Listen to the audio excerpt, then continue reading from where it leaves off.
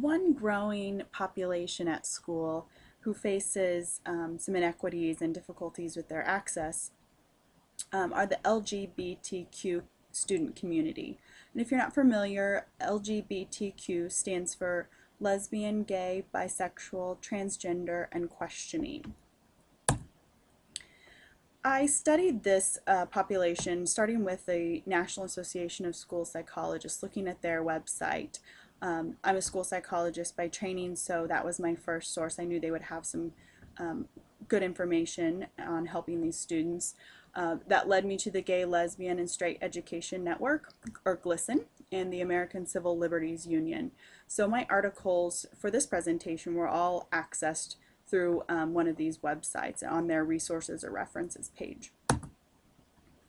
Some of the specific inequities that our LGBTQ students face are overall prejudice, discrimination, and even violence. We know that a lot of our students face bullying and difficulties with their peers at school, but this population has a particular they're particularly at risk for those things, and of course we know that these difficulties have negative effects on their health, mental health, and education. Some of those difficulties that are specific to health and mental health, LGBTQ students have higher rates of emotional distress, including anxiety and depression, suicide attempts and suicides, also risky sexual behavior and substance abuse. Also, this population has higher rates of these educational difficulties due to those mental health challenges that they face. So missing school due to fear. They have a higher rate of being threatened by other students at school, having their property damaged, being bullied or harassed. And all of these factors kind of combine to compromise their sense of school connectedness. And if you're not familiar with that term, it's a really well-researched concept about feeling as if you're valued and accepted into your school community, like you have a important part at the school, called school connectedness. It's one of those factors that is very highly correlated to positive educational outcomes and psychological outcomes. So if this population of students has a compromised sense of school connectedness, we know they're at risk, in addition to all of these other specific challenges that they face at school. Some of the contextual factors that contribute to these challenges or these risky behaviors, it can be their family dynamics, peer relationships, school environment, and of course community environments. And as we know, if these things are risk factors or contributing factors for these students, we can also flip that around and help them be more supportive factors and contexts that can help our students feel connected and safe. So some of the specific equity issues as far as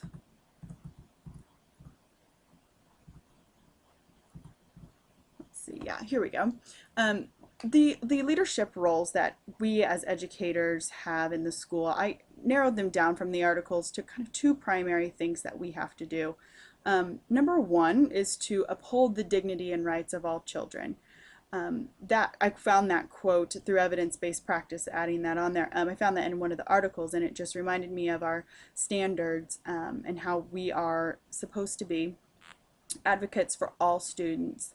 The other factor here is, or the other primary role that we have, is to identify and design supportive school climates. So they have to promote that positive development of all students, including this particular at-risk population.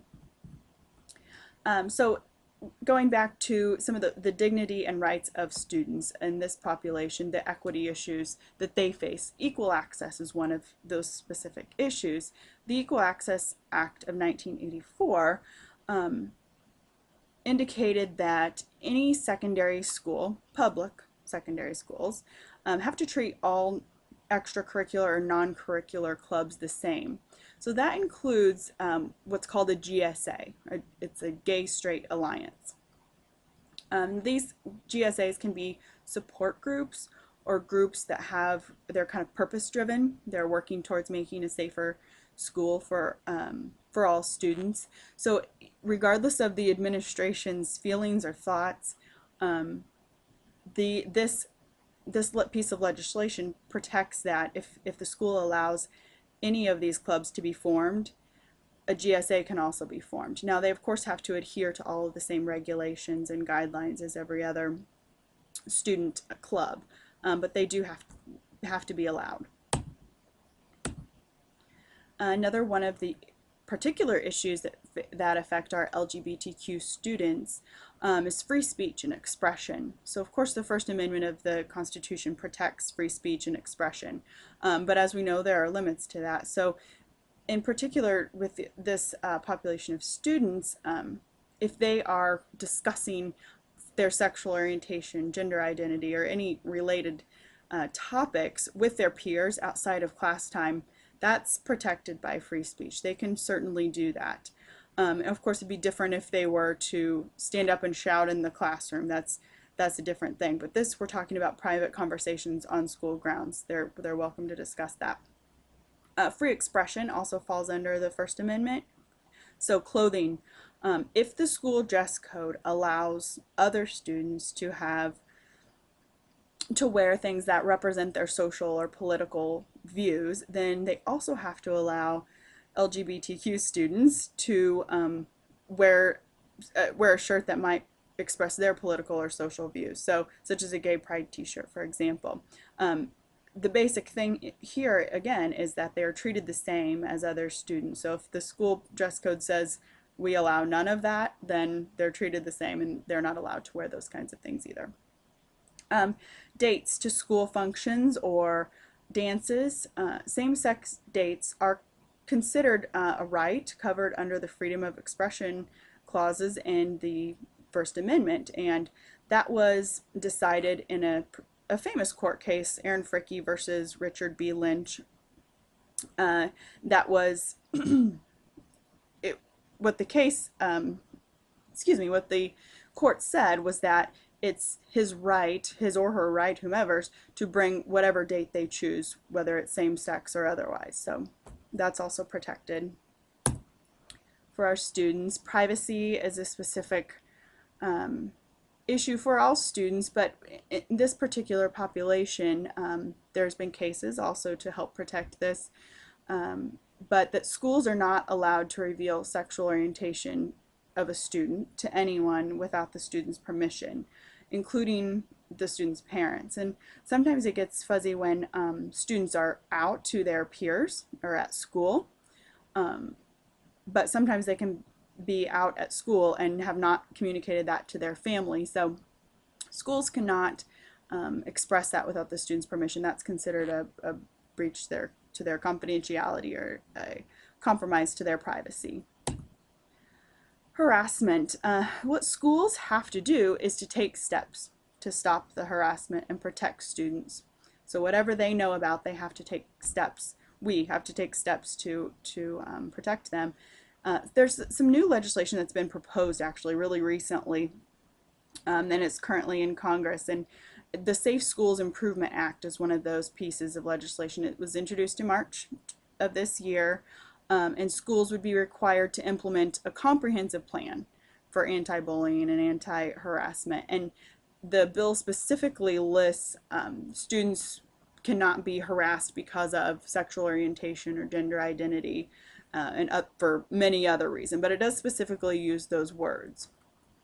Another piece of legislation in this area to protect our students from harassment was introduced this April, and it would provide protections and recourse to students who are targeted for discrimination based on their actual or their perceived sexual orientation or gender identity. So these two pieces of legislation are currently in Congress and being discussed. I believe they're in committee, so they have not been officially proposed yet. They've been introduced. Another equity issue is the equal protection. So the 14th Amendment to our Constitution indicates that our government, which includes our public schools, must treat all of our citizens equally. So some of the things, the areas where this might come into play at school, think if a gay couple at high school were holding hands in the hallway and they were to be punished for that for some reason. If a straight couple can do the same thing without punishment, then the Equal Protection Clause says that gay couples have to be able to do the same thing at school. And then say there might be a remark from a teacher that was perceived as anti-gay. That would be, that students would be protected from that based on the 14th Amendment. So supportive school climates for our students, some of the things that we can do to help sort of alleviate some of these challenges that we've discussed in order to create a more positive and supportive climate where all of our students feel safe. For particularly the LGBTQ community, staff can be displaying a safe space sticker, and I believe those stickers are put out by GLSEN, the organization I mentioned earlier, and they just indicate that this particular staff member, this teacher, is a safe person to talk to. They won't judge you. They're going to be accepting of you as a student. So also what supportive staff can do is intervene with any remark that they hear that's derogatory or biased. Every time they hear it, to intervene with that. Of course, addressing bullying and harassment, and then including positive representations of LGBTQ people, history, and events in the curriculum whenever it's appropriate. That would help create a more supportive environment for our students.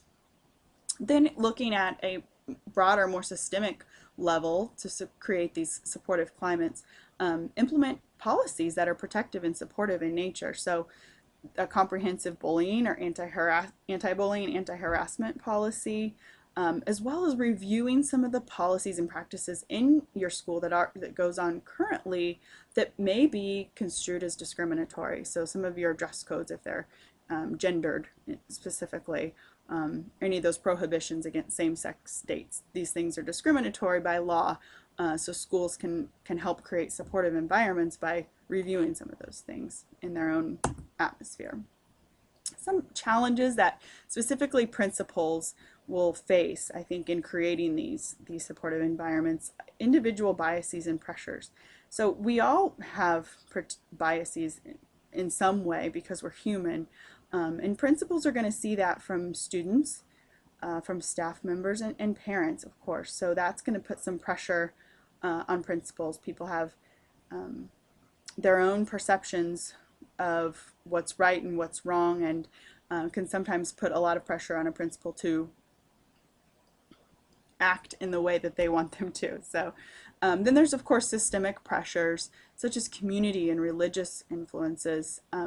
One specific thing that I noted was that proselytizing in school about the morality of homosexuality is prohibited, specifically prohibited by the Establishment Clause of the First Amendment. So you'll hear some of those, the common vernacular for it is pray the gay away.